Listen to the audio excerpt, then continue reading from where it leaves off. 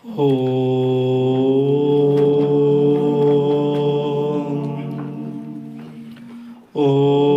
सहनौ भवतु सहनौ भुनक्तु सह वीर्यं करवावहै तेजस्विनावधीतमस्तु मा विद्विषावहैः।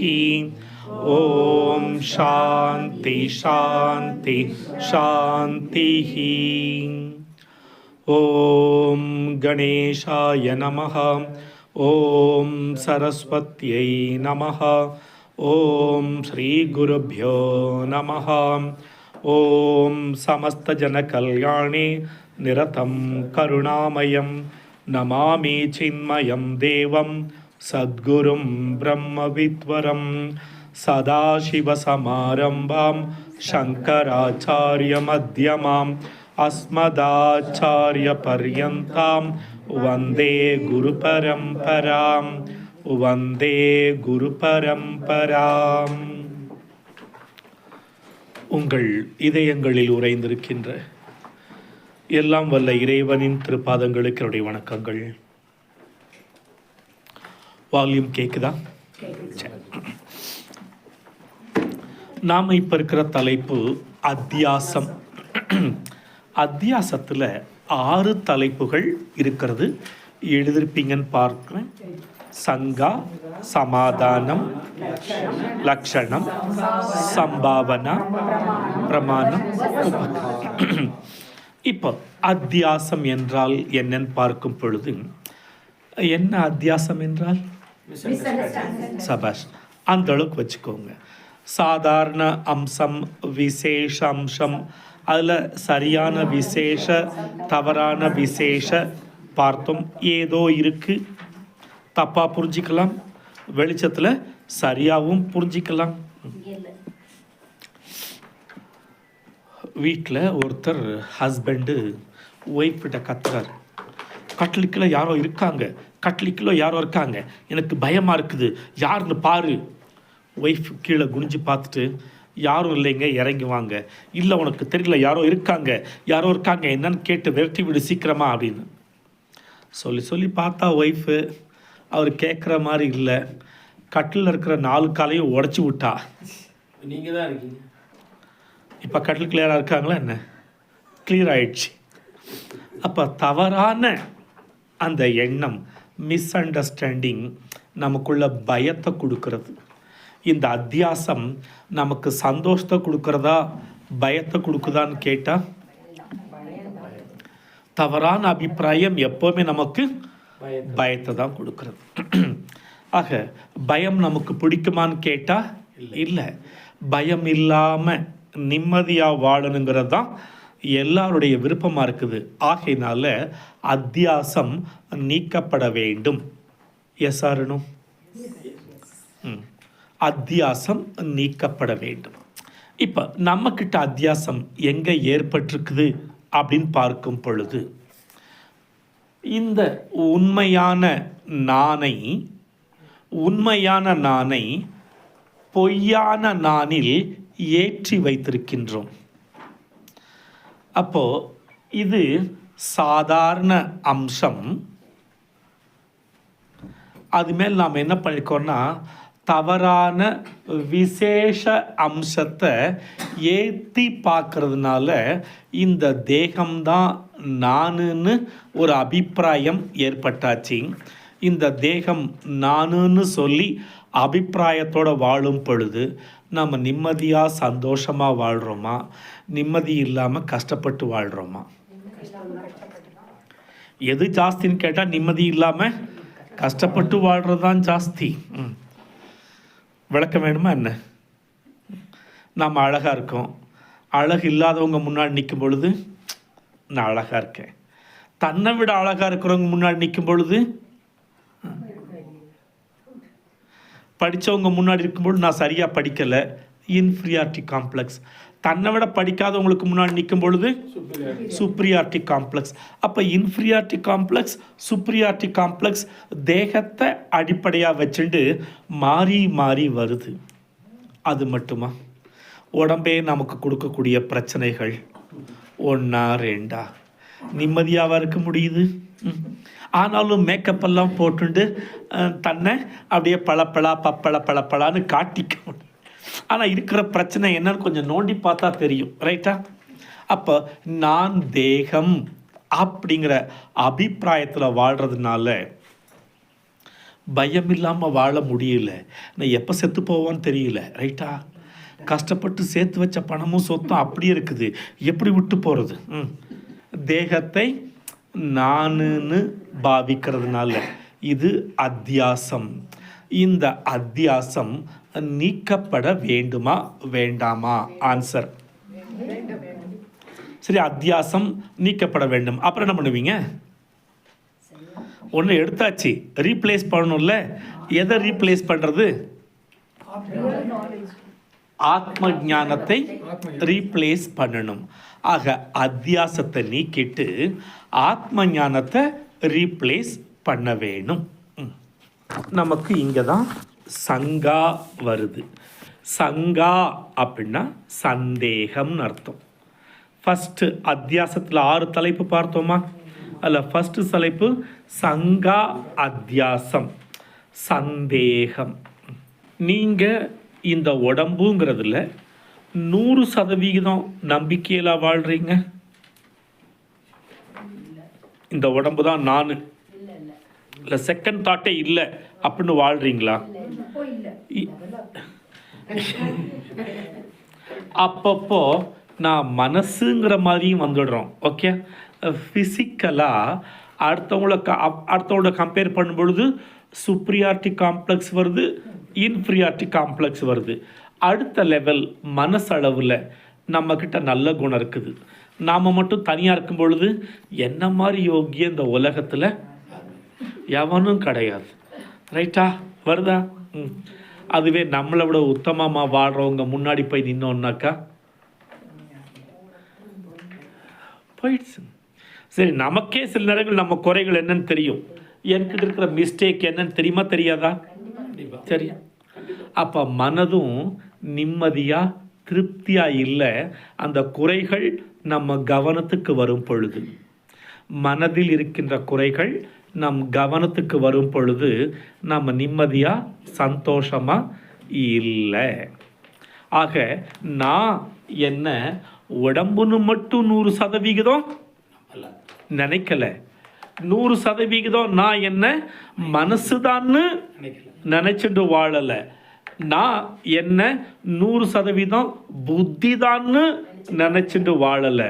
அப்போ என்கிட்டயே தடுமாற்றங்கள் இருக்குது, கன்ஃபியூஷன் இருக்குது, குழப்பமாக இருக்குது. சில நேரங்களில் நான் அழகானவன்னு சொல்கிறேன், சில நேரங்கள் நான் நல்லவன்னு சொல்கிறேன், சில நேரங்கள் நான் புத்திசாலின்னு சொல்கிறேன். நீ யாரா? அழகானவனா இல்லை நல்லவனா புத்திசாலியா? யார் நீ? Depends of situation. ஓகே, சூழ்நிலையை பொறுத்து மாறுது. அப்போ நீ யாரு? ஒத்த வேளை சொல்லு. ஆனால் வேதாந்தம் சொல்லுது you are that, Dutt துவமசி. Situation என்னன்னாலும் இருக்கட்டும், ஆனால் நான் தான். Which one is better? This is the truth. இது அன்ட்ரூத், நான் ட்ரூத், உண்மை இல்லை. ஆக உண்மை இல்லாததை நீக்கித்தான் ஆகணும். உண்மையை நாம் பிடிச்சிக்கணும். அப்போ உண்மை இல்லாத இந்த அத்தியாசத்தை நீக்க வேண்டும். How to remove? Next question, எப்படி ரிமூவ் பண்ணுறது? அந்த ரிமூவ் பண்ணுறதுக்கு தான் சங்கராச்சாரியார் வியாசர் இந்த பிரம்மசூத்திரத்தை எழுத ஆரம்பிக்கிறாங்க. பிரம்மசூத்திரம், பிரம்ம சத்தியம் ஜெகன்மித்யா, அதை ஸ்தாபிதம் பண்ணுறதுக்காக தான் பிரம்மசூத்திரம் எழுத ஆரம்பிக்கிறாங்க. உடனே பூர்வபக்ஷி வந்து கேட்குறான், நீங்கள் எழுதக்கூடாது. எதுக்கு எழுதணும்? மோட்சத்துக்கு. ஏன்? பூர்வபக்ஷி சொல்கிறான், பந்தம் எப்படி வந்தது? நான் பந்தம் ஆப்போசிட் மோக்ஷம். ரைட்டா? அப்போ பந்தம் எப்படி வந்துச்சு? கர்மத்தினால தானே வந்துச்சு. பந்தம் கர்மத்தினால வந்துச்சு. அப்போ முள்ள வைரத்தை. அப்போ உனக்கு மோட்சம் வேணும்னா கர்மத்தால் தான் மோட்சம் கிடைக்கும். ஆனால் நீ ஞானம் சம்பந்தப்பட்ட பிரம்மசூத்திரமெல்லாம் எழுத வேண்டாங்கிறான். தப்புன்னு சொல்ல முடியுமா? Logic correct. Logic correct. கர்மத்தால் வந்த பந்தத்தை கர்மத்தால் தான் நீக்கணும்னு சொல்கிறான். ஆனால் உண்மை எப்படி இருக்குன்னு கேட்டால், அசத்தோமா சத்கமய தமசோமா ஜோதிர்கமய. நமக்கு அத்தியாசம் எப்படி வந்துச்சுன்னு கேட்டால், அரகுர வெளிச்சத்தில் தான் அத்தியாசம் வந்துச்சு. அரகுர வெளிச்சத்தில் தான் கைத்த பாம்புன்னு நினச்சோம், ரைட்டா? இங்கே நம்மக்கிட்ட அரகுர வெளிச்சத்தில் தான் அகம் தேகா, அகம் மனஹா, அகம் புத்திங்கிற அத்தியாசம் ஏற்பட்டது. எப்படி மனசிலாயோ? நான் இந்த தேகம்ங்கிற அபிப்பிராயம் எப்படி வந்துச்சுன்னு கேட்டால், அரகுர வெளிச்சத்தில். நான் இந்த மனசுன்னு எப்படி ஏற்பட்டுச்சுன்னு கேட்டால், அரகுர வெளிச்சத்தில். நான் புத்தி அப்படிங்கிற அபிப்பிராயம் எப்படி ஏற்பட்டுச்சுன்னா, அரகுர வெளிச்சம்.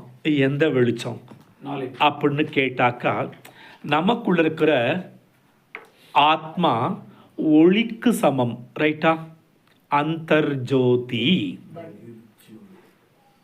அனாவசியமாக வார்த்தையெல்லாம் விடக்கூடாது. ஏன்னா அஸ்தோப்பம், ஓகே, சூத்திரத்தில் ஒரு வார்த்தை அஸ்தோப்பம். அனாவசியமான வார்த்தைகளை விடக்கூடாது. ரைமிங்காகலாம் இங்கே பேசலாம் முடியாது. பிரம்மசூத்திரத்தில் சொல்ல வேண்டியதை மட்டும்தான் சொல்லணும்.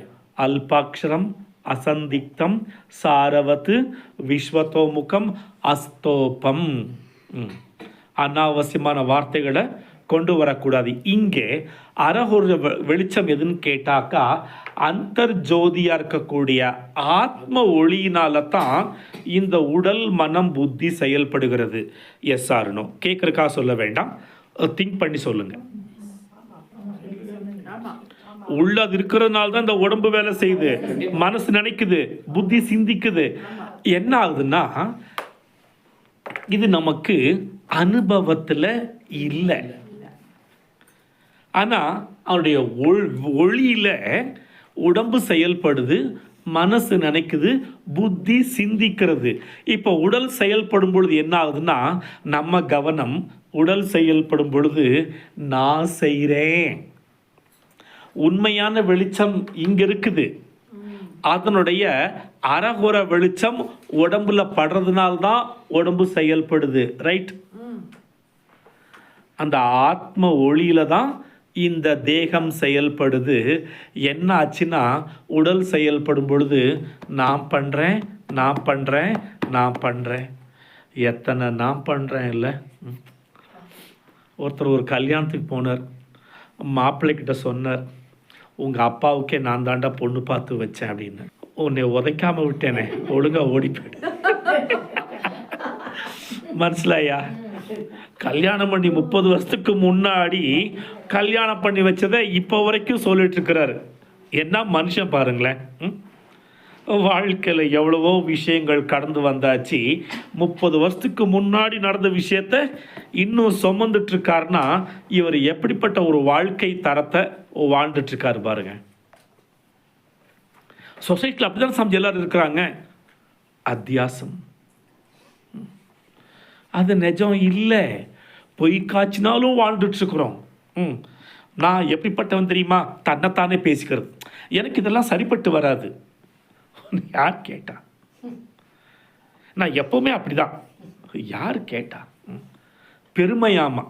இப்படி பெரியவங்களே இந்த மாதிரி பேசுறதுனால என்ன ஆகுதுன்னா, அடுத்தடுத்த தலைமுறை இப்படி தான் பேசணும் போல இருக்குன்னு சொல்லிட்டு அவங்களும் அதையே ஃபாலோ பண்ணுறாங்க. சரியா? இல்லை இல்லை. மொமெண்ட் டு மொமெண்ட் வாழ்ந்துட்டு போயிட்டே இருக்கணும். பின்னாடி திரும்பியே பார்க்கக்கூடாது. பஞ்ச பாண்டவர்கள் கடைசியில் இமயமலைக்கு போகும் பொழுது ஒவ்வொருத்தனா கீழே விழுந்துட்டுருக்கிறான். எவனும் திரும்பி பார்க்கல. சல்தாகை, ஓகே, போயிட்டே இரு. நம்ம வாழ்க்கையிலையும் போயிட்டே இருக்கணுமே தவிர, நடந்து முடிஞ்சதெல்லாம் சொல்லி காட்டினா விபரீத விளைவு தான் ஏற்படும். பல நேரங்களில் மௌனே கலகம் நாஸ்தி. பல நேரங்களில் முடிஞ்ச வரைக்கும் மௌனே கலகம் நாஸ்தி. அதை பண்ணேன், இதை பண்ணேன், அப்படி பண்ணேன், நான் தான் சொல்லி கொடுத்தேன், என்னுடைய ஐடியா, என்னுடைய அது எல்லாமே நத்திங் பட் அத்தியாசம். ரைட்? நத்திங் பட் அத்தியாசம். நம்ம பழசெல்லாம் பேசணும், பழமை பெருமை பேசிட்டு இருந்தோம்னாக்கா எல்லாமே அத்தியாசம் தான். அத்தியாசத்தில் தான் மாட்டிகிட்ருக்கோன்னு அர்த்தம். இங்கே அத்தியாசம்ங்கிறது இருளுக்கு ஒப்பிடக்கூடியது. அத்தியாசம் ஏன் வருதுன்னா அறியாமையினால் வருகிறது. அத்தியாசம் ஏன் வருகிறது என்றால் அறியாமையினால் வருகிறது. அறியாமை அரைகுறை வெளிச்சத்தினால வருது. முழுசா வெளிச்சம் இருந்தால் வாய்ப்பில்லை, முழுசா இருட்டா இருந்தாலும் பிரச்சனை இல்லை. எப்போவுமே இந்த பாதி கிணறு தாண்டது இருக்குல்ல, அது எப்பயுமே ஆபத்து. அது மாதிரி தான் இது, அரைகுறை வெளிச்சத்தில் ஆபத்து. அப்போ ஆத்மாவின் அந்தர்ஜோதியினால் பிரசன்ஸ் ஆஃப் ஆத்மா, body, mind and intellect doing works. எங்க அது மட்டும் போயிடட்டும், முழிச்ச கண்ணு முழிச்ச மனைக்கு தான் இருக்கணும்.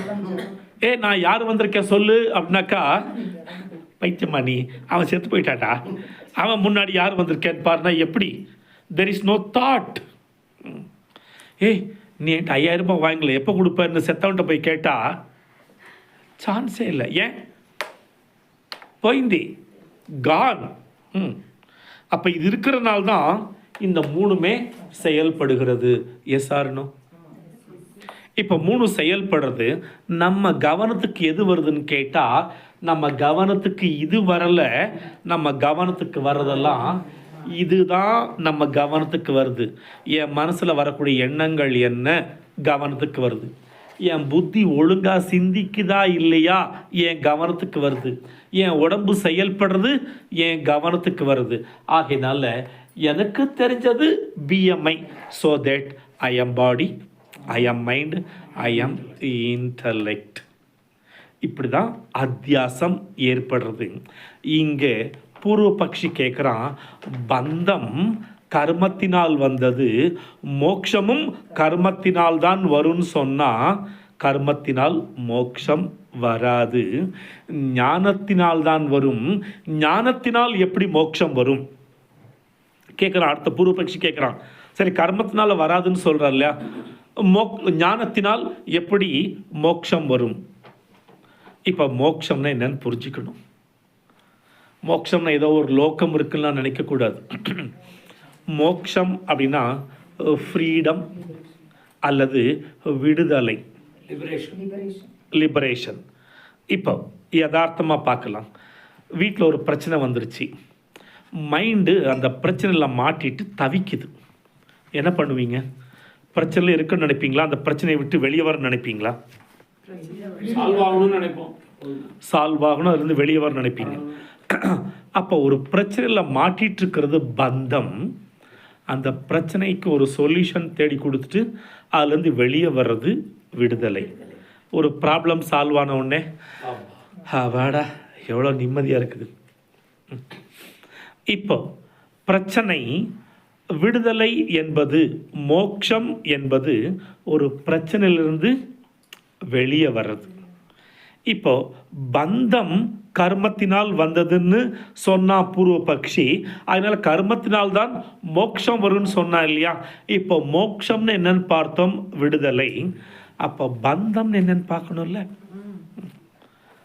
கோநாம பந்த கதமேஷ ஆகதா கதம் பிரதிஷ்டாப்ய கதம் விமோக்ஷா கோசாவனாத்மா பரமக்க ஆத்மா தயோர் விவேக. எங்கேயோ கேட்டமா இருக்குல்ல, விவேக சுடாமணில் சிஷ்யன் போய் குரு கிட்ட கேட்குற 7 கேள்வி. ஃபர்ஸ்ட் கொஸ்டின், கோநாம பந்த, பந்தம் என்றால் என்ன? பந்தம் என்றால் என்னங்கிற கேள்விக்கு விவேக சுடாமணில் சங்கராச்சாரியர் சொல்றார், அனாத்மாவை ஆத்மா என்று எண்ணுவதே பந்தம்ங்கிறார். அனாத்மாவை ஆத்மா என்று எண்ணுவதே பந்தம்.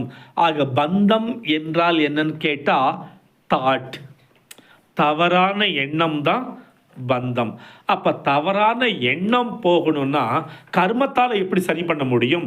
சரியான எண்ணத்தினால்தான் சரி பண்ண போக்க முடியும். அப்ப தவறான எண்ணத்தை போக்கணும்னா சரியான எண்ணம் வேணும். அசதோமா சத்கமய, தமசோமா ஜோதிர்கமய. ஆக அறியாமை எனும் இருள் போகணும்னா ஞானம் எனும் ஒளி தேவை. தவறான எண்ணம் போகணும்னா சரியான எண்ணம் வேணும். அப்போ செயலால் சரி பண்ண முடியாது, எண்ணத்தால் தான் சரி பண்ண முடியும். ஆகையினால மோட்சம் அப்படிங்கிறது சரியான எண்ணத்தினால் வரக்கூடியது, கர்மத்தினால் நிகழக்கூடியது அல்ல அப்படின்னு உத்தரபக்ஷி பதில் சொல்றார். கேள்வி பதில் புரியுதா? ஒன்ஸ் அகெயின் பூர்வ பக்ஷி கேள்வி கேட்குறான். நீங்கள் பிரம்மசூத்திரலாம் எழுத வேண்டிய அவசியம் இல்லை, ஏம்பான்னு கேட்குறார். பந்தம் கர்மத்தினால் வந்தது, மோட்சம் கர்மத்தினால் தான் வரும். ஆகினால் நீங்கள் மோட்சத்துக்காக பிரம்மசூத்திரம் எழுத வேண்டான்னு சொல்கிறார். நான் முதலே சொல்லிட்டேன், இன்னைக்கு காலையில் மதியமே அத்தியாசங்கிற டாப்பிக்கை சரியாக புரிஞ்சுக்கிட்டா தான் முடியும்னு. போக போக புரிஞ்சுக்கலாம். கர்மம் ஏன் மோட்சம் கொடுக்காதுன்னு சொல்கிறேன். இவர் டைமென்ஷன் மோக்ஷம் ஃப்ரீடம் அப்படிங்கிறது இன்ஃபினிட்டி, எல்லை இல்லாதது. Okay, once if you are getting enlightenment it will prolong, there is no any end. Okay, கர்மம் அப்படின்னு எடுத்துட்டிங்கன்னா கர்மத்துக்கு துவக்கமும் ஒரு ஸ்டார்டிங் பாயிண்ட்டும் உண்டு, ஒரு கர்மத்துக்கு எண்டிங் பாயிண்ட்டும் உண்டு. அப்போ ஒரு செயல் அப்படிங்கிறது எல்லைக்கு உட்பட்டது. எக்ஸாம்பிள், பிரம்மசூத்ரா கேம்ப்பு எல்லைக்கு உட்பட்டதா, எல்லை இல்லாததா? 25th ஆரம்பித்து 30th முடிச்சுடுவோம். அப்போ எந்த செயலும் பார்த்தீங்கன்னா எல்லைக்கு உட்பட்டது. எந்த செயல் எடுத்துக்கோங்க, நம்ம ஜென்மாவே எடுத்துக்கோங்களேன், டேட் ஆஃப் பெர்த் உண்டு. அப்போ ஒரு எல்லைக்குட்பட்டது தானே. எல்லைக்குட்பட்ட ஒன்றினால் எல்லைக்குட்படாத ஒன்றை கொடுக்க முடியாது.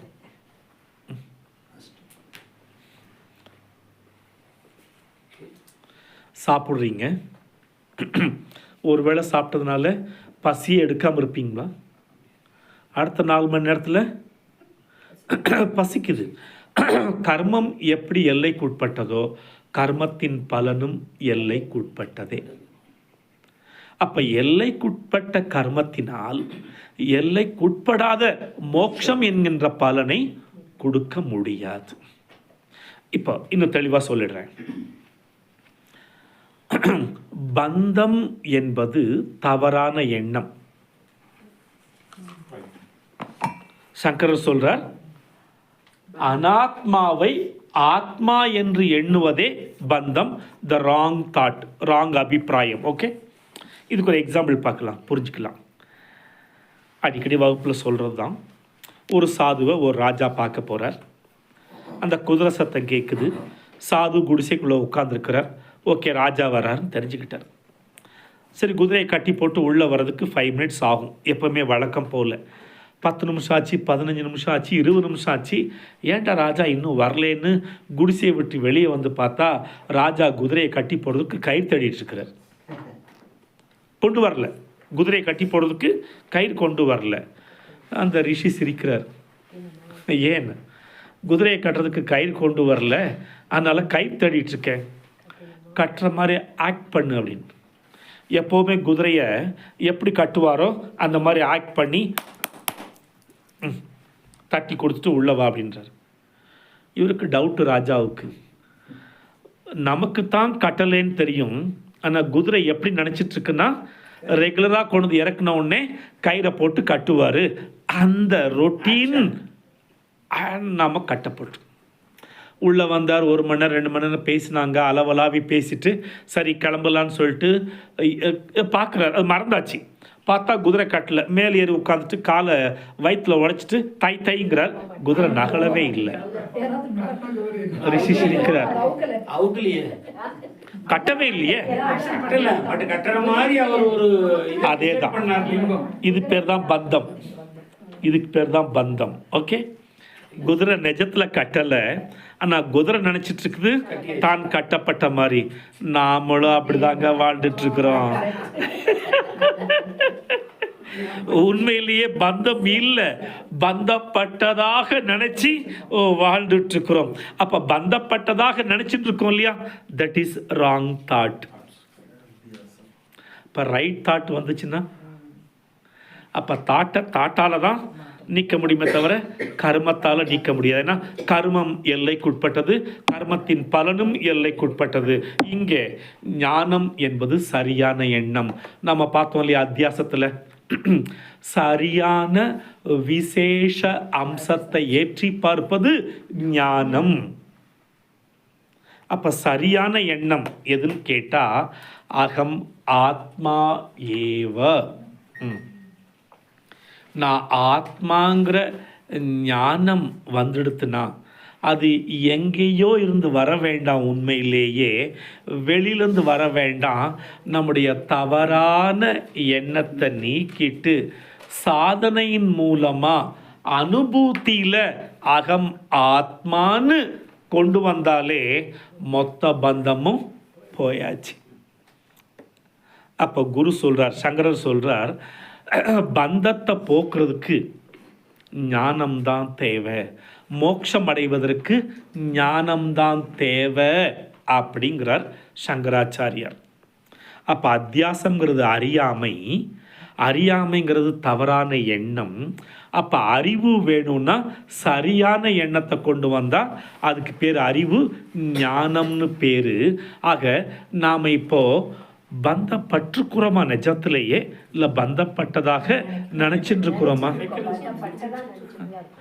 நீ இல்லைன்னா நான் வாழ்க்கையே இல்லை, நீ செத்தேன்னா அடுத்த நேரத்திலே நானும் செத்துருவேன், நீ இல்லாத உலகத்திலே. Dialogue okay. செத்த மறு செகண்ட் சாவுன்னு சொல்லுங்க. அவருக்கு விதி வந்து பூஜி போச்ச, நான் சாவுனா எங்க போச்சு? பந்தப்பட்டிருக்கிறதுனால அது சும்மான்னு சொல்ல முடியல. அந்த பந்தம் கொடுக்குற வலி அவ்வளவு வலி இருக்கிறது. பாருங்களேன், பொய்யான எண்ணம் எவ்வளவு வலியையும் வேதனையையும் சிக்கலையும் கொடுக்குது பாருங்க. உட்காந்து சிந்திச்சா தெளிவா தெரியுது, பந்தம் தான் நமக்கு இவ்வளவு வலி வேதனை சிக்கல்களை கொடுக்குதுன்னு தெரியுது. அந்த பந்தம் எப்படிப்பட்டதுன்னா ராங் தாட். ஓகே, ஆக இங்கே சங்கரர் சொல்றார், இந்த பிரம்மசூத்திரம் எழுதப்பட வேண்டும். எழுதக்கூடாது, நீங்க எழுதக்கூடாது. அடுத்து பூர்வ பக்ஷி. இந்த பூர்வ பக்ஷின்னு தனியா ஒருத்தன் கிடையாது. கேள்வியும் நானே, பதிலும் நானே. ஒரே மனுஷன், டபுள் ஆக்ஷன். இதை எப்படியெல்லாம் மறுப்பு தெரிவிக்கலாம், எப்படி சரியான தெரிவிக்கலாம். ஏன்னா மனுஷங்க இருக்காங்க, ஏடா கூடமா எடக்கு முடக்கா கேள்வி கேட்குற மனுஷங்க இருக்காங்களா? நமக்கு எடக்கு முடக்கா கேள்வி கேட்டால் டென்ஷன் ஆயிடுறோம். ஓகே, நான் சங்கரர் அவரே எடக்கு முடக்கா கேள்வி கேட்டு அதுக்கு சரியான பதில் சொல்கிறார். இதெல்லாம் கேட்டுட்டு யாராவது எடக்கு முடக்கா பேசினாக்கா டென்ஷன். எஸ், நீங்கள் படிக்கணும்னா தத்துவபோதம் படிங்க, விவேக சூடாமணி படிங்க, பகவத்கீதையை படிங்க. பிரம்மசூத்திரம் படிக்க வேணாம். இங்கே பிரம்மசூத்திரம் வந்தீங்கன்னா இதெல்லாம் கேட்டு இதெல்லாம் ஆன்சர் பண்ணுவேன். மொழியே சொல்லியாச்சு, இன்டலெக்சுவல் ஜிம்னாஸ்டிக். இப்போ செகண்ட் பூர்வ பக்ஷனுடைய கொஸ்டின். சரி, நீ ஞானத்தால் அத்தியாசத்தை நீக்கிறேன்னு சொல்கிற, இப்போ அத்தியாசம் எங்கே ஏற்படும் அப்படின்னு கேட்குறான் பூர்வ பக்ஷி. சங்கராச்சாரியர் சொல்றார், இங்க அத்தியாசம் ஆத்மாவுக்கும் அனாத்மாவுக்கும் ஏற்பட்டிருக்கிறது. அத்தியாசம் எங்க ஏற்பட்டிருக்குன்னு கேட்டா ஆத்மாலையும் அனாத்மாலையும் ஏற்பட்டிருக்குது. எஸ்ஆர் நாம் இப்போ பார்த்தோம், அந்தர் ஜோதி ஒளி தருவதினால் அந்த ஒளியினால் தான் இந்த மூணு வேலை செய்யுது. அப்போ இந்த ஆத்மாவை நானும் நினைக்காம அனாத்மாவை நானும் நினைச்சுட்டு இருக்கிறோம். இதுக்கு பேர் தான் அத்தியாசம். ஆக அத்தியாசம் எங்க நிகழ்ந்திருக்கிறது? ஆத்மாலையும் அனாத்மாலையும் நிகழ்ந்திருக்கு. பூர்வபக்ஷி கேட்குறான், ஆத்மாவோ பிரகாசமயமானது. ஆமாம். அனாத்மாவோ ஜடத்தன்மை வாய்ந்தது. அப்போ ஒளித்தன்மை வாய்ந்த ஒன்றுக்கும் ஜடத்தன்மை வாய்ந்த ஒன்றுக்கும் எப்படிங்க அத்தியாசம் நிகழும்னு கேட்குறான். அதுக்கு அவன் சொல்கிற பதில், அத்தியாசம் எப்போவுமே சாதிருஷ்யம், பார்க்குறதுக்கு ஒரே மாதிரி இருக்கிற விஷயத்தில் தான் அத்தியாசம் ஏற்படும். அதுக்கு அவர் கொடுக்குற உதாரணம் அவர் கொடுக்கல, நீங்கள் புரிஞ்சுக்கணுங்கிறதுக்காக சொல்கிறேன். அரிசியில் கல் இருக்கா? நீங்கள் பார்த்தீங்கன்னா அரிசியில் கல் இருக்கா இல்லையா? வாங்குற கடையில் வாங்கல அரிசியில் கல் இருக்கா இல்லையா? அந்த கல்லும் அரிசியும் எப்படி இருக்கும் பார்க்குறதுக்கு? Morales same. அப்போ பூர்வபக்ஷி கேட்குறான், அரிசிக்கும் கல்லுக்கும் ஒரே மாதிரி இருக்குது, அதில் அரிசி எது கல் எதுன்னு தெரியாமல் நாம குழப்பம் ஏற்படுறோம்.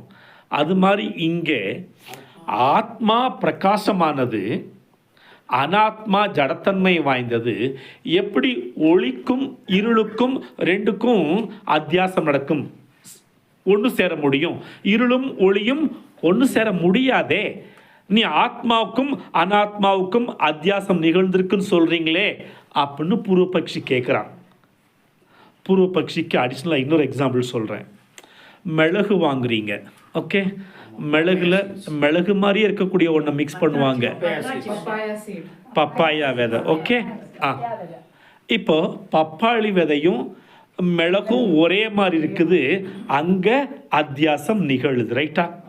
அப்போ அரிசியில் கல் ஒரே மாதிரி இருக்கிறது, சாதிருஷ்யம், பார்க்குறதுக்கு ஒரே மாதிரி இருக்கிற விஷயத்தில் தான் அத்தியாசம், குழப்பம் நிகழும்.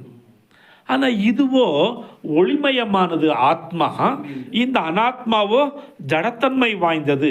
அப்போ ஒளிக்கும் இருளுக்கும் எப்படி அத்தியாசம் நிகழும்னு கேள்வி கேட்குறான் பூர்வபக்ஷி. சங்கரர் சொல்றார், நீ சொல்றது கரெக்ட். அரிசிக்கும் கல்லுக்கும் அத்தியாசம் நிகழலாம். இது அவர் சொல்லலை, நானா சொல்கிறேன், நாம் புரிஞ்சுக்கணுங்கிறதுக்காக. மிளகுக்கும் பப்பாளி விதைக்கும் அத்தியாசம் நிகழலாம். ஆனால் இங்கே நீ சொல்கிற வார்த்தை சரி, இருளுக்கும் ஒளிக்கும் அத்தியாசம் நிகழாது. ஒரு நாள் இருள் போய் பகவான்கிட்ட கம்ப்ளைண்ட் பண்ணிச்சான், நான் எங்கே போனாலும் சூரியனை துரத்தி அடிக்கிறான், நீங்கள் கூப்பிட்டு என்னன்னு கேளுங்கன்னு சொல்லிட்டு. பகவான் சொன்னார், எனக்கு நிறைய வேலை இருக்குது, நீ போய் சூரியனை கூட்டிகிட்டு வா, உங்கள் பஞ்சாயத்தை தீர்க்க வைக்கிறேன்னு சொன்னாராம். முடியாதுல்ல, இருளுக்கும் ஒளிக்கும் சம்பந்தம். அதனால் ஒளிக்கும் இருளுக்கும் அத்தியாசமே நிகழாதே.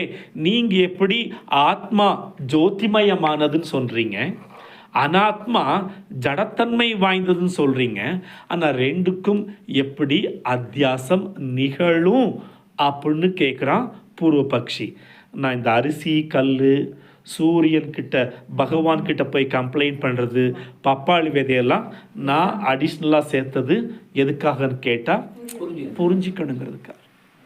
இதுக்கு என்ன பதில் சொல்கிறார் சங்கராச்சாரியார்? அடுத்த கேள்வி, ரெண்டு விரோதமான விஷயங்கள் இருக்குது, ஒளியும் இருளும் விரோதமான விஷயங்கள், அங்கே அத்தியாசம் நிகழாது, ரைட்டு. நீ பகலில் வண்டி ஓட்டிட்டு போகிற பாதையில் தண்ணி ஓடுது, ரைட்டா? அது என்ன தண்ணி? காணல் நீர். நிஜத்திலேயே அங்கே உஷ்ணம்தான் போயிட்டுருக்குது, ஆனால் உன் கண்ணுக்கு எப்படி தெரியுது? தண்ணி தெரியுது, தண்ணி மாதிரி தெரியுது, தண்ணி ஓடுது. அப்போ தண்ணிக்கும் வெப்பத்துக்கும் விரோதமான தன்மை கொண்டது, தண்ணியும் வெப்பமும் விரோதமான தன்மை கொண்டது. ஆனால் அங்கே காட்சிக்கு தெரியுதா இல்லையா? இதுக்கு பேர் தான் காட்சி பிழைன்னு நம்ம பாரதியார் சொன்னார். அத்தியாசம் என்றால் நம்ம மிஸ் அண்டர்ஸ்டாண்டிங், தவறான புரிதல் சொன்னோம் இல்லையா, இன்னொரு வார்த்தை போட்டுக்கோங்க, காட்சி பிழை. காணல் நீர் இல்லை, ஆனால் காணல் நீர் இருக்கிற மாதிரி காட்சி தெரியுது, அந்த காட்சி நிஜம் இல்லை, அது பிழை, அதனால காட்சி பிழை.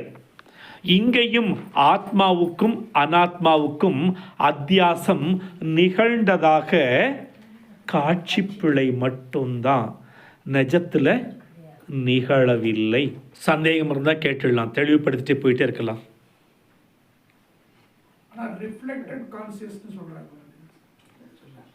நமக்குள்ள இருக்கிற ஆத்மாவுக்கு பேர் தான் ரிஃப்ளெக்டட் கான்ஷியஸ்னஸ். ஒரிஜினல் கான்ஷியஸ்னஸ் பிரம்மன், ஓகே, ஒரிஜினல் சூரியன். பாத்திரத்தில் இருக்கிற தண்ணியில் பல சூரியன்கள் ரிஃப்ளெக்ட் ஆனால் அது பேர் ரிஃப்ளெக்டட் சன்னு. நமக்குள்ள இருக்கிறது எல்லாமே ரிஃப்ளெக்டட் கான்ஷியஸ்னஸ். ஒரிஜினல் கான்ஷியஸ்னஸ் எல்லா இடத்துலையும் இருக்கிறது. இப்போ நமக்குள்ள இருக்கிற ஆத்மா எல்லாமே ரிஃப்ளெக்டட் கான்ஷியஸ்னஸ். இருட்டும் வெளிச்சமும் ஒண்ணா இருக்க முடியாது, பட் ஹியர் தே ஆர் கோஎக்ஸிஸ்டிங். அப்ப அந்த क्वेश्चन வருது இல்லீங்களா, right? why can't they coexist? உண்மையிலேயே நமக்குள்ள இந்த உடம்புக்குள்ள ஆத்மா இல்லை, ஆத்மால தான் இந்த உடம்பு இருக்குது, ஓகே? ஆத்மாவுக்கு அந்தர் பகிர்னு பேதமெல்லாம் கிடையாது. கடாகாசம் மகாகாசம்னு ரெண்டு உண்டு. குடத்தில் இருக்கிற ஆகாசம் வேற, வெளியில் இருக்கிற ஆகாசம் வேறையா, இல்லை ரெண்டும் ஒன்றா? அந்த குடம், அந்த உபாதின்னு சொல்லுவாங்க, அந்த குடம் என்ன பண்ணுதுன்னா இருக்கிற ஆகாசத்தை பிரித்து காட்டுது, ஓகேவா? கடத்துக்குள்ள இருக்கனால கடாகாசம், வெளியில் இருக்கிறனால மகாகாசம். வார்த்தை தான் வேறையே தவிர பொருள். அதனால எனக்குள்ள கடத்துக்குள்ள ஆகாசம் இருக்கிற மாதிரி எனக்குள்ள ஆத்மா இல்லை, ஆத்மால தான் நாம் வாழ்ந்துட்டுருக்குறோம். ஆன்ம உணர்வு இந்த பாடிக்குள்ள மட்டும் அடங்கி போகிற விஷயம் இல்லை, பாடியை தாண்டி இருக்கக்கூடியதான் அந்த ஆன்ம உணர்வு. நம்ம அறியாமையினால ஆத்மா எனக்குள்ள இருக்குது, கோ எக்ஸிஸ்ட் ஆகுதுன்னு அறியாமையில் புரிஞ்சிட்ருக்குறோம். கோ எக்ஸிஸ்ட் ஆகலை, ஓகே? இது கெட் டுகெதர் லிவிங் டுகெதர் கிடையாது. ஆத்மாவுடைய இதுக்கு ஒரு வார்த்தை உண்டு, பிரசன்ன மாத்திரேன, சந்நிதி மாத்திரேன. சூரியன் அங்கே உதிச்ச உடனே இங்கே எல்லா ஜீவராசிகளும் எழுந்துக்கிறது. சூரியனை வந்து தட்டி தட்டி எழுந்துக்கோ, நான் வந்துட்டேன், எழுந்துக்கோ, நான் வந்துட்டேன்னு சொல்லுது இல்லை. சூரியன் உதிச்சா போதும், சந்நிதி மாத்திரேன, in the presence of sun everything start to work.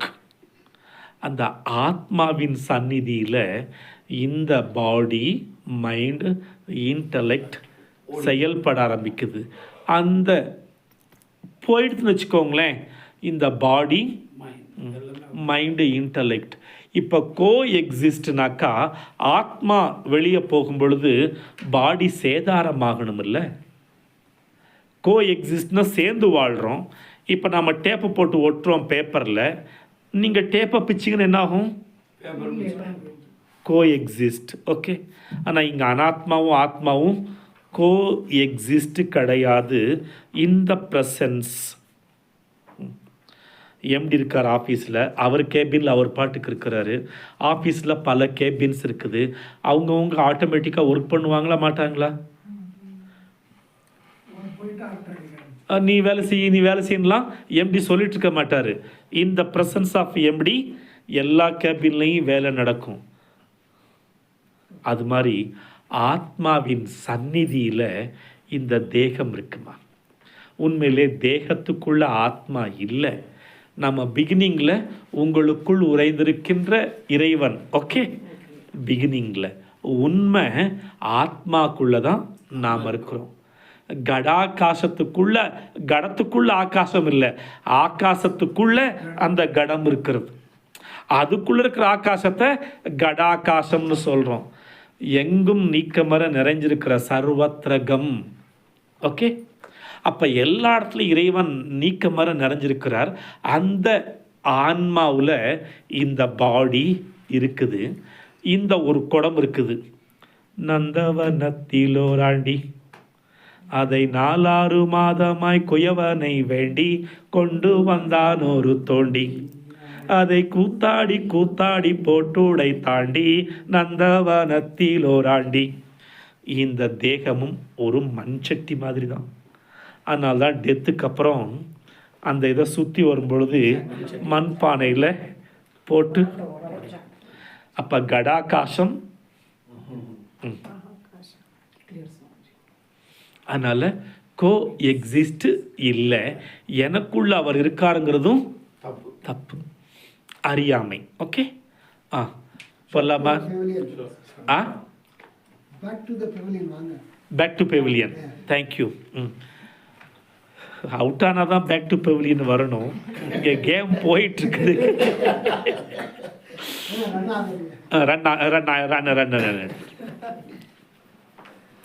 நீங்க வந்து ஒரு டவுட் கூட சுவாமிஜி, இவங்களோட அந்த கண்டினியூஷன் தான் நீங்க சொன்னீங்க. ஓகே, இந்த கோஷம் சொல்றோம்ல, கடைசியில ஆனந்தமய கோஷம், அப்போ எதுக்குள்ளேயோ ரேப்பாய் அது ஏதோ ஒன்று இருக்குதுன்னு தானே இல்லையா? அதுவும் பிகினிங்கில் புரிஞ்சிக்கிறதுக்காக. இப்போ நம்ம பிரம்மசூத்திரத்தில் இருக்கோம். ஓகே, தப்பு இல்லை, கேள்வி கேளுங்க. ஏன்னா அந்த லெவல் ஆஃப் பீயிங்கையும் நாம் புரிஞ்சிக்கணும். பஞ்ச கோஷங்கள், அன்னமய கோஷம், பிராணமய கோஷம், மனோமய கோஷம், விஞ்ஞானமய கோஷம், ஆனந்தமய கோஷம், அதுக்குள்ளே எல்லாம் இல்லை. வெங்காயம்னு சொல்லுவாங்கள்ல, வெங்காயத்தை விரிச்சா ஒன்றும் கிடையாது, கடைசியில் ஒன்றும் இல்லை. இங்கேயும் 5 கோஷங்களையும் நீக்கினா கடைசியில் ஒன்றும் இல்லாத நிலை தான். ஆனால் அந்த நிலை தான் பூர்ண நிலை. அந்த ஒன்றும் இல்லாத நிலையத்தான் புத்த மதம் சொல்லுது நத்திங்னஸ் அப்படின்னு சொல்லிட்டு. அதைத்தான் நாம் சொல்கிறோம் பூர்ணமத பூர்ணமிதம் பூர்ணாத் பூர்ணமுதச்யதே. It is whole. அதை தாண்டி எங்களால் எங்கேயும் போக முடியாது. ஓகே, ஞானம் போகலாம். தவறான எண்ணத்தை சரியான எண்ணத்தால் நீக்குவது. பந்தம் தவறான எண்ணம், ஞானம் மோட்சம் என்பது சரியான எண்ணம். இப்போ சரியான அந்த எண்ணம்ங்கிறத ஞானத்தை வெளியிலேருந்து கொண்டு வரணுமா? ஞானம் அடைதல் சொல்கிறாங்களே, அந்த ஞானம் அடைதல்ங்கிறது இப்போ நம்மக்கிட்ட இல்லை, அதை வெளியிலேருந்து கொண்டு வரணுமா அப்படின்னு கேட்டால் இல்லை. அந்த ஞானம் நமக்குள்ள இருக்கு, ஞாபகப்படுத்திண்டா போதும், அவ்வளோதான். அகம் பிரம்ம, ஏற்கனவே பிரம்மன் இருக்கான் உள்ளுக்குள்ள, அந்த பிரம்மன் தான் நானுன்னு ஞாபகப்படுத்திண்டா போதும். இன்னைக்கு காலைல சாந்தி சவாசனம் பண்ணீங்கள்ல, அதில் கைட் பண்ணும்பொழுது கடைசியில் சொன்னேன், உங்களுக்குள்ள இருக்கக்கூடிய அந்த அமைதி, அந்த அமைதியான உணர்வோடு இணக்கமாகிக்கோங்க, அந்த அமைதியான உணர்வோடு ஐக்கியமாகிக்கோங்க. நீங்கள் உடம்பு இல்லை, அந்த உணர்வு தான் நீங்கள். அந்த உணர்வு உங்களுக்குள்ளே இருக்கா இல்லையா? வெளியிருந்தா வந்துச்சு, உணர்வு உங்களுக்குள்ளே இருக்குது, அந்த ஆன்ம உணர்வு உங்களுக்குள்ளே இருக்குது. அதோட உங்களை லிங்க் பண்ணிக்க சொன்னதுக்கு காரணம் ஞாபகப்படுத்திக்க சொல்கிறதுக்காக தான். ஏன்னா இப்போல்லாம் நமக்கு ஞாபகம் அகம் தேகா, அகம் தேகாங்கிற அந்த ஞாபகம் இருக்குது. அதை ட்ராப் பண்ணிவிட்டு அகம் ஆன்ம உணர்வு, நான் ஆன்ம உணர்வுன்னு நாம் திரும்ப திரும்ப ஞாபகப்படுத்திக்கணும். ஏன்னு சொன்னால், இந்த குளவின்னு ஒன்று ஞாபகம் வச்சுருக்கீங்களா? குளவின்னு ஒன்று இருக்கும், அது எங்கேயோ இருந்து ஒரு புழுவை கொண்டு வந்து வச்சு கூடு கட்டிடும். அந்த கூட்டு மேலே உட்காந்து அந்த புழுவை கொட்டி கொட்டி கொட்டி அந்த புழு குளவி ஆயிடும். உண்மையிலேயே அந்த புழு குளவியோட குஞ்சு கிடையாது. அந்த புழு குளவி திரும்ப திரும்ப கொட்டுறதுனால, ஓ நான் கொட்டுற குளவி, நான் கொட்டுற குளவி, நான் கொட்டுற குளவின்னு திரும்ப திரும்ப அந்த புழு தன்னை குளவின்னு திரும்ப திரும்ப திரும்ப ஞாபகப்படுத்திக்கிறதுனால அந்த புழு குளவியாக மாறிடுது. அது உதாரணம்தான். ஆனால் இங்கே ஆக்சுவலி அயம் ஆத்மஸ்வரூபகா, அத்தியாசத்தினால் அறியாமையினால் என்னை நான் தேகமாக பாவித்து கொண்டிருக்கின்றேன். இந்த வேதாந்தம் என்ன பண்ணுதுன்னா, நீ தேகம் இல்லை, நீ ஆத்மஸ்வரூபமானவன்னு திரும்ப திரும்ப திரும்ப திரும்ப ஞாபகப்படுத்த சொல்லுது. ஹை, நான் ஆத்மா, நான் ஆத்மா, நான் ஆத்மா, நான் ஆத்மா, நான் ஆத்மான்னு சொன்னால் ஆத்மா மாறிடுவேன்னு கேட்டால் உப்மா கூட ஆக முடியாது.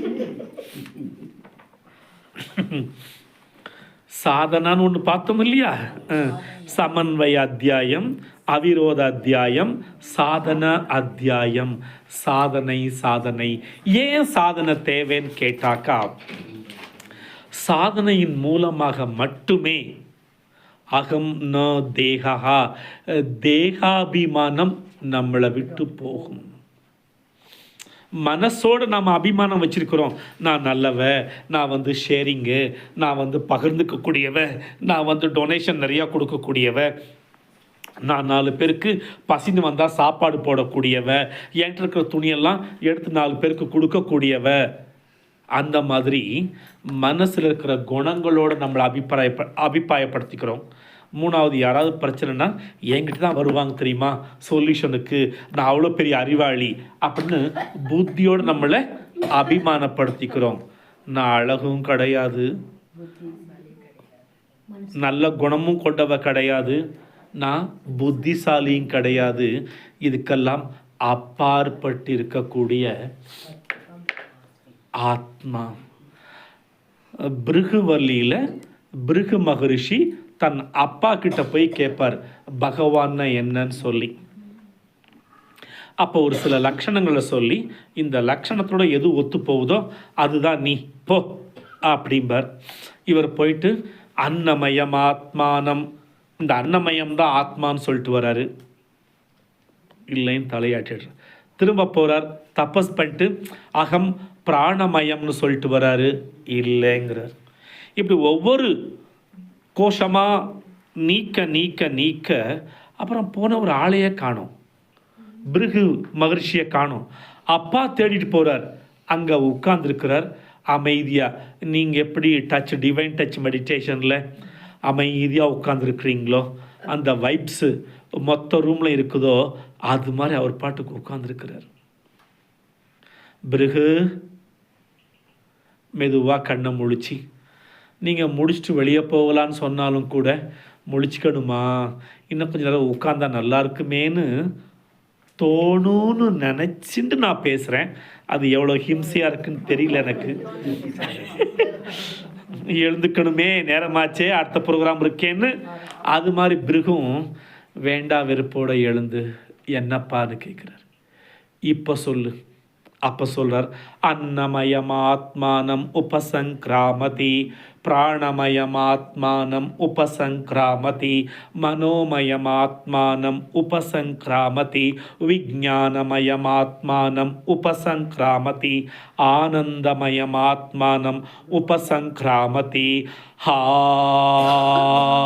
ஊஹா ஊஹா ஊ. பிருகுவல்ல வரக்கூடிய பேராகிராஃப். இதெல்லாம் நான் இல்லை, இதெல்லாம் நான் இல்லை, நான் யாருன்னு கேட்டா ஹா ஊஹா ஊஹா ஊ. அந்த ஆனந்தத்தை வெளிப்படுத்துகிற எக்ஸ்பிரஷன். அந்த சொல்லுக்கு எந்த அர்த்தமும் இல்லை, ஆனால் ஆனந்தத்தின் வெளிப்பாடு. ஆக பஞ்ச கோஷங்களையும் கடந்திருக்கக்கூடியது தான் இந்த ஆத்மா. இந்த ஆத்மா வெளியிலேருந்து வரக்கூடியதல்ல, ஏற்கனவே இருக்கிறது, குழவி கொட்டுற மாதிரி ஏன் டெய்லி டச் வைக்கிறோன்னாக்கா எனக்கு கஷ்டமாக தான் இருக்குது, பரவாயில்ல. இந்த நிற்கிறது இருக்குதே பார்த்தீங்களா, 1 மணி நேரம் நிற்கிறது ரொம்ப கஷ்டம்தான். Morning 1 hour, evening 1 hour. நடக்க சொன்னால் நடந்துடலாம், உட்கார சொன்னால் உட்காந்துடலாம், படுக்க சொன்னால் படுத்துடலாம். கிச்சனில் கூட நீங்கள் நின்றுட்டு சமைக்கிறீங்க, ஆனால் நின்ன மணிக்கு சமைக்கிறது இல்லை, அப்பப்போ மூவ் பண்ணுறீங்க. இங்கே அதெல்லாம் கிடையாது. நின்று பாருங்கள் 1 மணி நேரம், அப்போ தெரியும். ஆனாலும் உங்களுக்கு நீங்கள் அந்த ஆத்ம உணர்வில் இருந்து இருந்து அட்லீஸ்ட் இந்த ஒரு 5 நாள் பழகினா ஓரளவுக்கு அகம்னா அன்னமயா, அகம்னா மனோமயா, அகம்னா விஞ்ஞானமயா, அகம் ஆத்மா ஏவன்னு திரும்ப திரும்ப ஞாபகப்படுத்திக்கிறதுக்காக. இது எண்ணத்தால் அல்ல, உணர்வால் ஞாபகப்படுத்தி கொள்வது. அந்த உணர்வால் ஞாபகப்படுத்தி கொள்ளும் பொழுது தான், உணர்வில் இருந்து இருந்து பழகும் பொழுது அந்த உணர்வு உடம்பில் இருக்கக்கூடிய ஒவ்வொரு மயிர்காலையும் ஊடுருவி நீக்கமர நிறையும் பொழுது ஒரு நாள் சொல்வீங்க, ஹா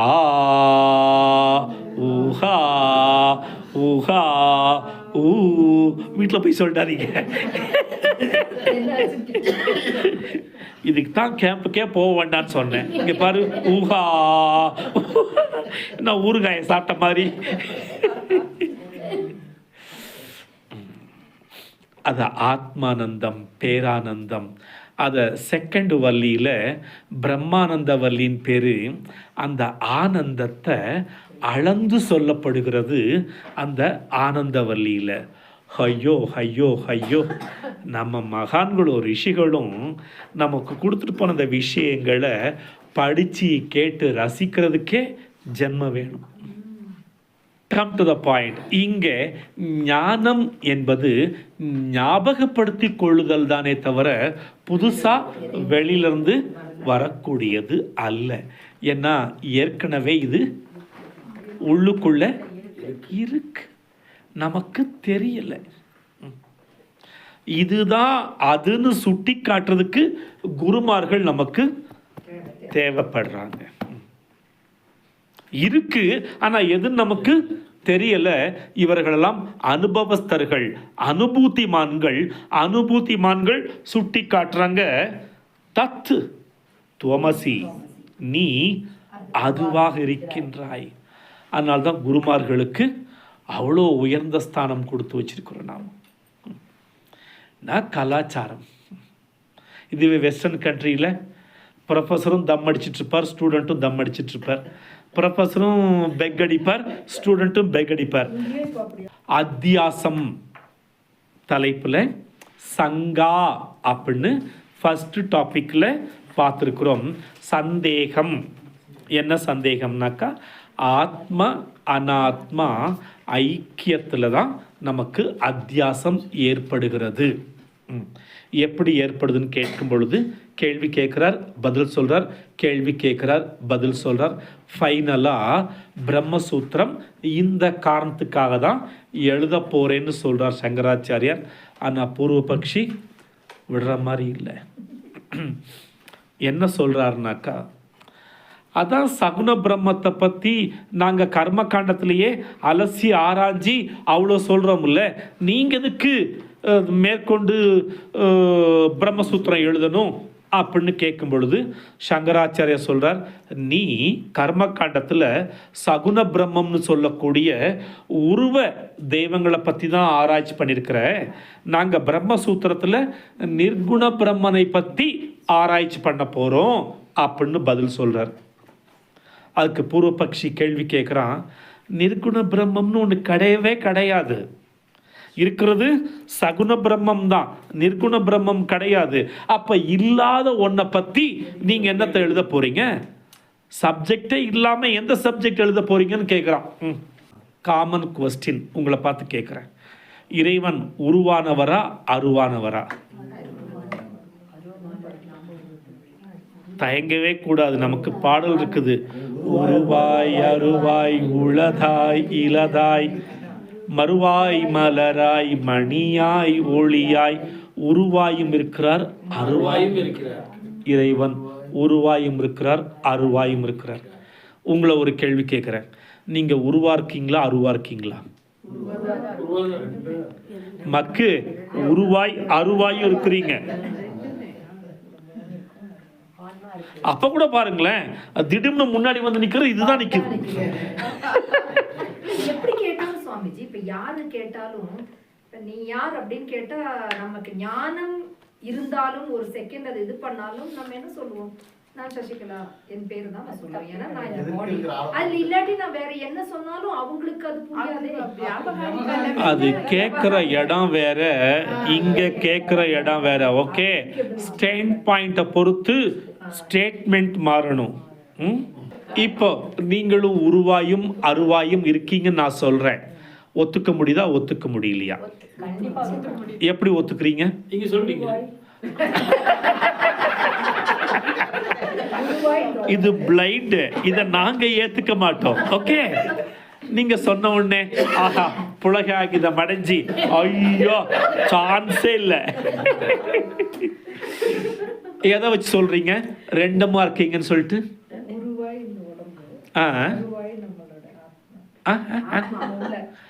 முழுசா சொல்லி முடிங்களேன். அப்ப கூட பாருங்களேன், உருவாய் இந்த உடம்பு தெளிவாயிடுச்சு. ஓகே, அருவாய் இந்த ஆத்மா கரெக்டா சொல்ல வேண்டியதானே?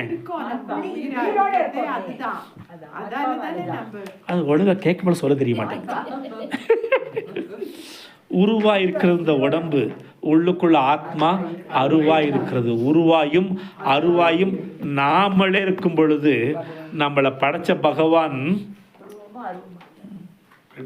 அப்ப சகுன பிரம்மம் தான் நிஜம், நிர்குண பிரம்மம்னு ஒண்ணு இல்லவே இல்லைன்னு கர்மகாண்டி சொன்னான்னா எப்படி ஏத்துக்க முடியும்?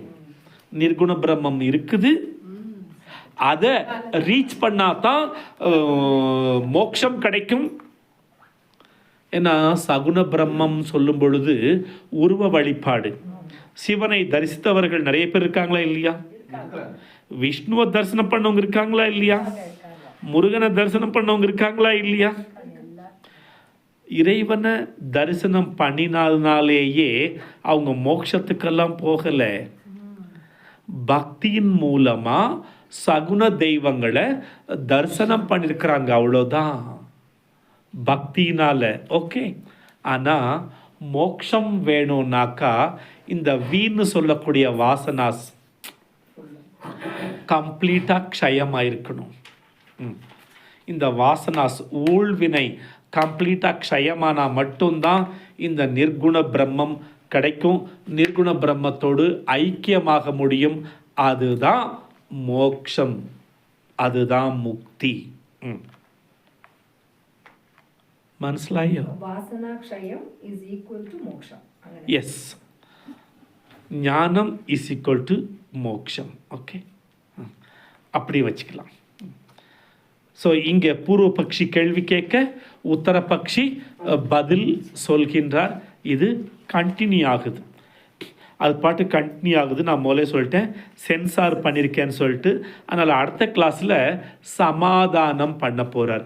முதல்ல சங்க அத்தியாசம், ரெண்டாவது சமாதான அத்தியாசம் இருக்கு இல்லையா? நாளைக்கு நாம சமாதான அத்தியாசம் பார்க்க போறோம். எப்படி சங்கராச்சாரியார் இந்த பூர்வ பக்ஷிய சமாதானம் படுத்த போறார்.